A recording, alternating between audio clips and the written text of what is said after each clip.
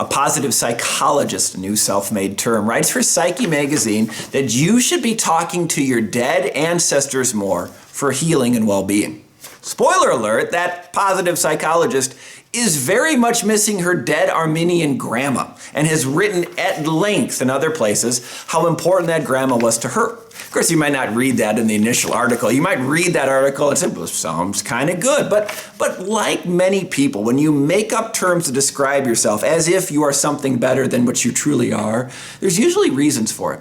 And this, again, positive psychologist, this new self-made up term, that is really binding because life isn't always positive. Life is positive and negative, happiness and sadness, joy and grief and lament. Instead of pretending that somehow we can always be positive by talking to dead people, it's actually recognizing that kind of lifestyle is exhausting.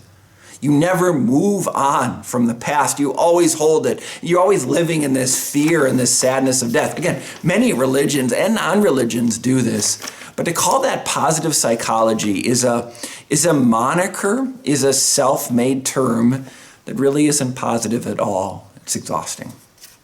Psalm 119, 137. You are righteous, O Lord, and your judgments are right. The Lord judges us, and when it's time for us to die, we die. That's a righteous judgment. The Lord takes those we loved from us. Maybe not at times we want that to happen, but he does that. And that's righteous. There is something not trying to create your own positive cocoon of well-being. That doesn't work. You don't have the energy to keep that cocoon going.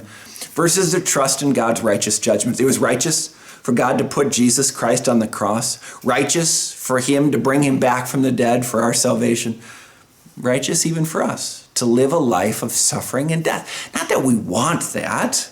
Of course, we all miss if your grandma's dead and you loved her, I miss my grandmas, you probably miss them too. There's something human about saying God is bigger than me and righteous. And your words are righteous, your judgments are. I can find confidence and comfort, not in what I create, but what God has created and given to me. That gets me out of this doom loop of self-exhausting premonitions and a real comfort then in a righteous judging God who loves us and has heaven waiting for us through faith in Christ Jesus.